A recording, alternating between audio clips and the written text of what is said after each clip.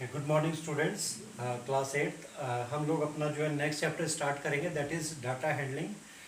अभी तक हमारा सिलेबस काफ़ी आगे चल रहा है, काफ़ी अच्छा चल रहा है। आई होप आप लोग उसको अंडरस्टैंड कर रहे हैं और अपना कॉपी में भी नोट कर रहे हैं। So next chapter we are starting is data handling. First of all we understand what is data. Data is any information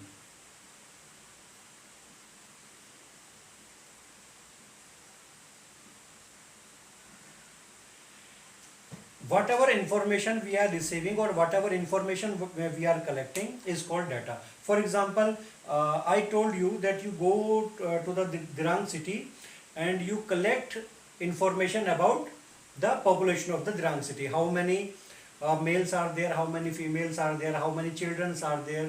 So what is this? This is all called data. This is what information. And what do you mean by handling? Handling means whenever we are organizing, means जब भी हम उसको किसी तरीके से organise करते हैं, अच्छी तरीके से हम उसको रखते हैं, that is called handling of data. So handling is what? Organising.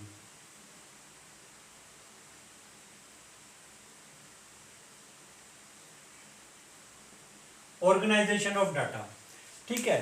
सो ये information, data means any information and handling means it is called organization. Now how do we organize data? We can organize data in a telemark table. telemark table जैसे हम लोग कैसे करते हैं?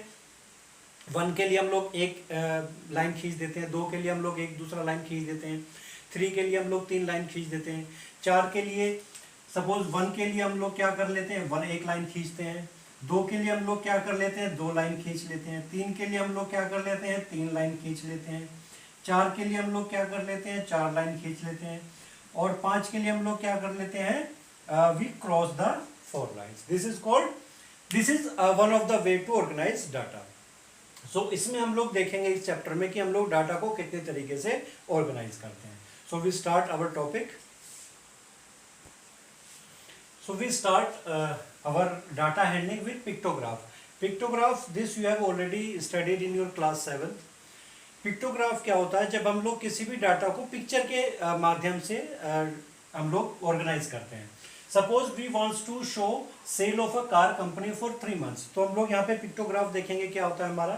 Suppose हमें किसी भी कार कंपनी की सेल को 3 months के लिए ऑर्गेनाइज करना, मतलब हमें उसे शो करना है. फॉर एग्जाम्पल जुलाई में उसने कितना कार सेल किया, 250. अगस्त में उसने कितना कार सेल किया, 300. अब 250 सेल किया तो हम लोग यहाँ पे 250 तो नहीं बना सकते, 250 तो बहुत ज़्यादा हो जाएगा. तो हम लोगों ने क्या काम किया, लेट हम लोग कार को किससे डिनोट कर रहे हैं, स्टार से, क्योंकि कार बनाना थोड़ा मुश्किल हो जाएगा. Where 1 star is equals to 100 car. एक स्टार हमारा किसके इक्वल है, 100 कार के इक्वल है. तो आप मुझे बता सकते हैं यहाँ पे कितने स्टार्स हैं. यहाँ पे हमारे पास कितने स्टार है, 1, 2 एंड हाफ. तो 100 car and 50 cars. Half 1 star equals to 100 car. So half star कितना हो जाएगा हमारा, 50 कार्स हो जाएगा. सो कितना हो गया यहाँ पे, 250 हो गया. यहाँ पे हमारे पास 300 कार्स हम सेल किया था कार कंपनी ने अगस्त में. तो यहाँ पे कितना स्टार हम लोगों ने लगा दिया, 3 स्टार. अब मुझे बताइए यहाँ पे कितने स्टार है हमारे पास. Yes, we have 4 stars. तो अगर 4 स्टार्स है तो कितना कार सेल किया होगा उसने, 100, 200, 300 एंड 400. सो सितंबर में they sold 400 cars. So by pictures also we can organize our data. तो हम लोग यहाँ पे स्टार को कितना भी ले सकते हैं. आप चाहें तो this is a exercise for you. You take this star as 50 cars, so you will make another pictograph. आप एक स्टार को 50 कार्स लेंगे और एक और पिक्टोग्राफ बनाएंगे जिसमें एक स्टार में कितने कार्स होंगे, 50 कार्स होंगे. So if we have 50 cars in 1 star, so इसी को हम लोग थोड़ा सा दोबारा इसको हम करते हैं. आप इसको नोट कर लीजिएगा. मैं यहाँ पे बना देता हूँ 50 cars. If we have 50 cars,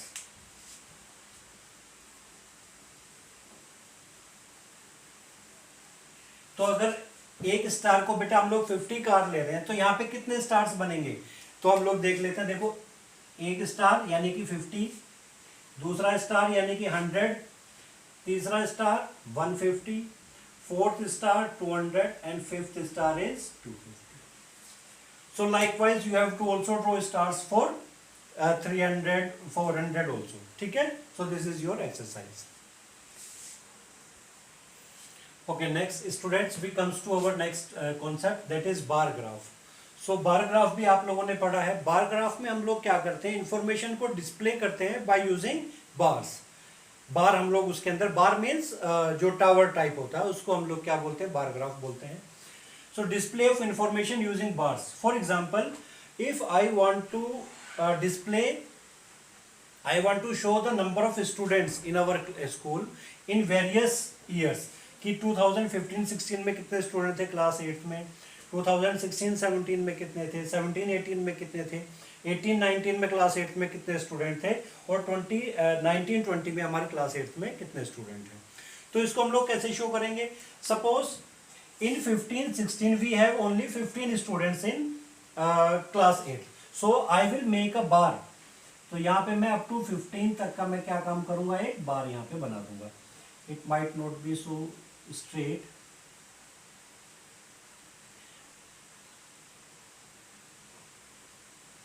यहाँ पे मैंने एक बार बना दिया.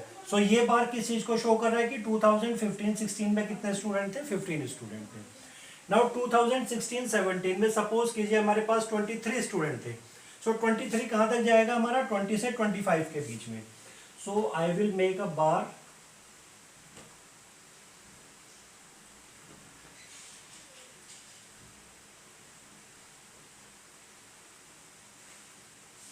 ये बना दिया मैंने. Now you see this is between 20 to 25. तो ये कितना हो गया, 16-17 में कितने स्टूडेंट थे हमारे, 23 स्टूडेंट थे. 17-18 में सपोज हमारे स्टूडेंट दे कम 30. तो यहाँ पे हमारे स्टूडेंट कितने हो जाएंगे, मैं 30 तक यहाँ पर एक ग्राफ बना दूंगा.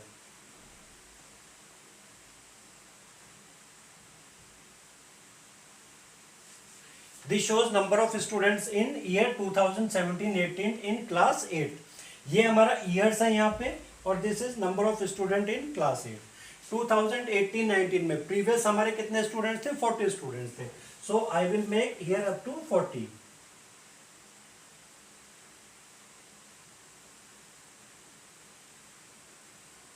ये हो गया, 40 स्टूडेंट थे. और 2019-20 मीन्स इस ईयर में हमारे कितने स्टूडेंट्स हैं, now we have only 28 student. So 28 student कहाँ तक जाएगा हमारा, 30 तक, 30 से थोड़ा सा नीचे तक.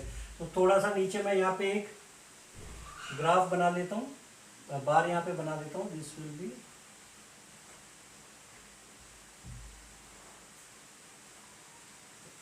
तो ये कितना हो गया, यहाँ पे 15 स्टूडेंट्स हैं, यहाँ पे हमारे 23 स्टूडेंट्स हैं, ये कितना हमारा 30 स्टूडेंट्स हैं, ये 40 स्टूडेंट्स है, और ये 28 स्टूडेंट्स हैं, है ना.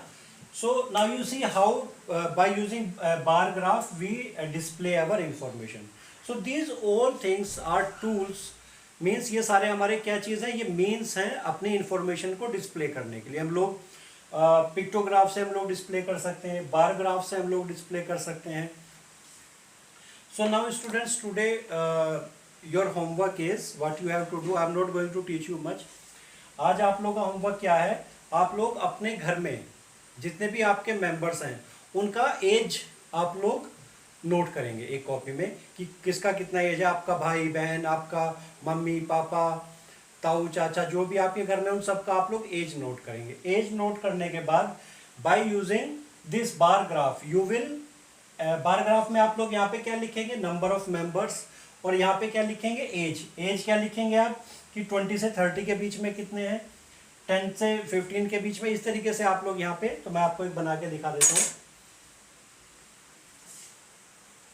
So here is an activity that you have to perform at your home. What will you do, students? You will note the age of all members of your home or neighborhood. आप अपने घर का और पड़ोस का भी जो लोग हैं उनका आप एज नोट करेंगे और उसको डिस्प्ले करेंगे by using A bar graph. कैसे आप लोग डिस्प्ले करेंगे, एक यहाँ पे मैंने बार ग्राफ के लिए मैंने यहाँ पे एक्स एक्सिस और वाई एक्सिस बना ली है. यहाँ पे तो आ जाएंगे हमारे नंबर ऑफ मेंबर्स, 1 2 3 4 5 6 7 8 9 10 11 12, जितना आप बनाना चाहें. और यहाँ पे आ जाएगा हमारा एज 0 से 5, मतलब 0 का मतलब क्या हो गया, न्यू बॉर्न बेबी. 0 से लेकर 5 तक जो है वो कितने लोगों का एज है. जैसे सपोज कीजिए 5 लोगों का एज है, तो आप क्या करेंगे, यहाँ पे 5 तक का एक ग्राफ बार बना देंगे. 5 से 10 कितने लोगों का एज है, 10 से 15 कितने लोगों का एज है, जितना है उतना आप ग्राफ बार बना देंगे, यहाँ पे बार ग्राफ बना देंगे। 15 से 20 कितने लोगों का एज है, 20 से 25 कितने लोगों का एज है। तो ये सारा आप जो है बना के मुझे सबमिट करेंगे। तो this is your activity and homework for today.